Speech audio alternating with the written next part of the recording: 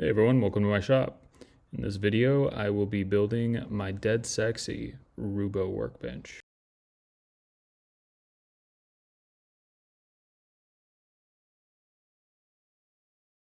Welcome to another build video. This one is probably one of my favorites.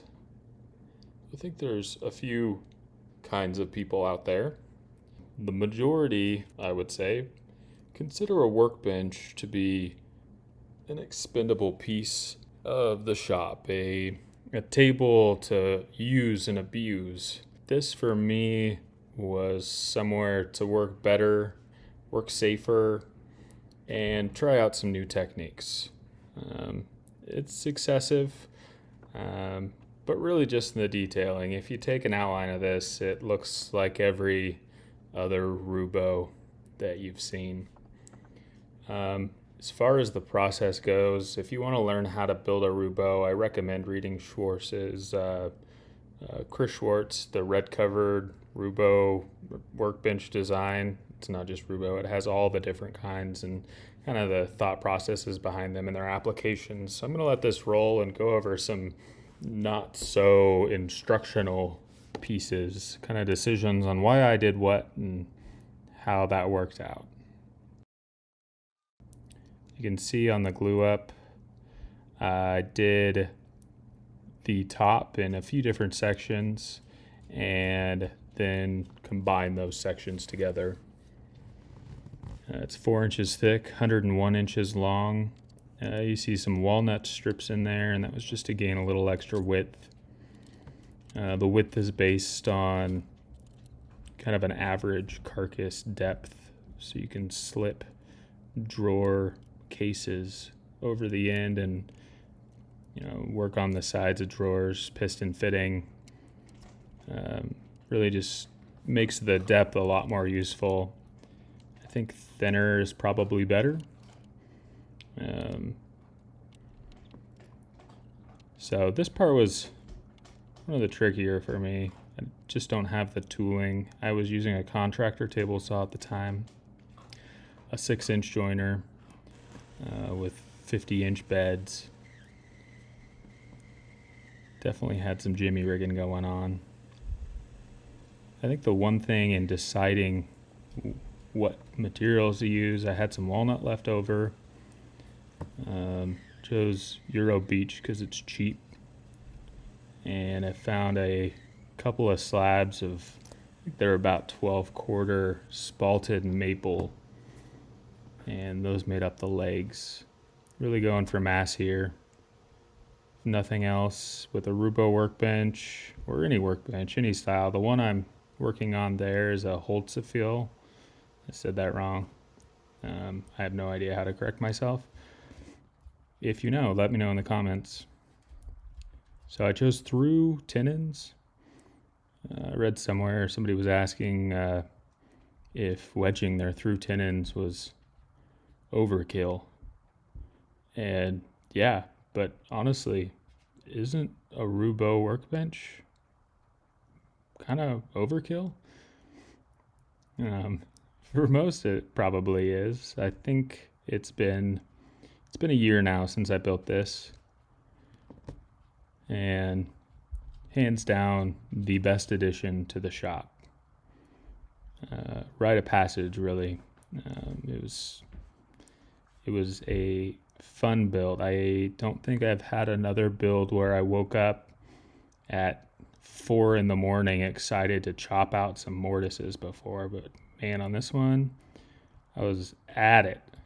So much fun. Just so excited to see it to the end. Before this, I was using some torsion box tables and trying to clamp stuff to plane it. Kept injuring myself, shoving chisels in my hands and chasing stuff all over the table. So I finally just scheduled some time to get this thing built out. I did not wedge my through tenons. There's a few choices I made along the way that I don't know that I would probably do again. I would definitely go through tenons again because it looks just so dope. But we'll get into the rest of the build, but you'll see the front board.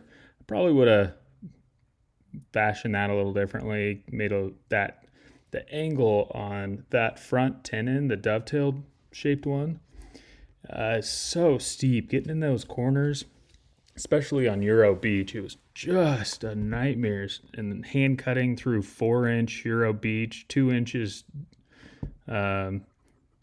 through on the front, that was not as bad except for those corners. And then the through mortise in the back, 4 inches deep, Euro Beach. I really hadn't worked in anything this massive and thick before. A good experience. I recommend anyone wanting to improve their work to first improve their workplace. It's going to be my corporate motto if I ever have a corporation.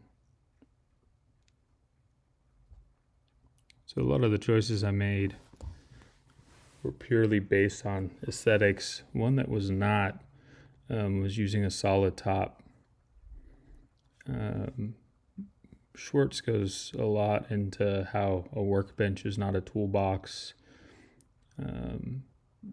to keep the tool well and the planing stop.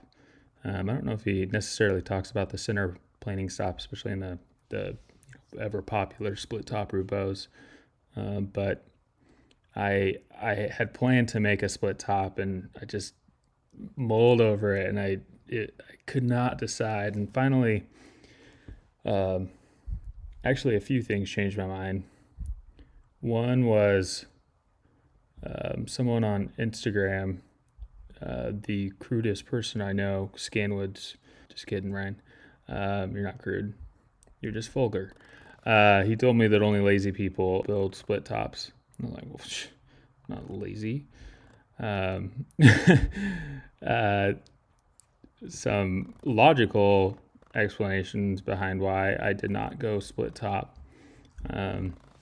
Just I didn't want things in my way as I was working, and I'm really glad that I went this direction when I did.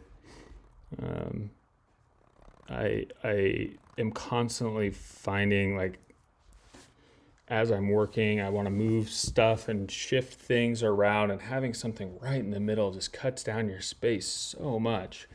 I have never wanted a center mounted planing stop with holdfasts. I have never needed somewhere to put clamps in the center of my bench. Something that nobody talks about, or I haven't heard the argument, but I think it's valid, is putting those stretchers underneath the top. It's really disconnecting the two halves from one another and then to the ground, and adding a source of articulation there in the center. So it seems to me the mass of a Roubo absorbs all of this energy, right? As you're, not blowing on it, your hammer blows, and really transferring that energy to your work. And those stretchers, they're not going to flex much. Like, you won't be able to see it, but they do give it a reason to want to bounce. Just absorbing that energy as you're putting it in. I don't know, probably a structural engineer can tell me if that's actually right or not. But anyway, I'm glad I did a solid top. If nothing else, it kind of adds to the sexy for me. To each their own.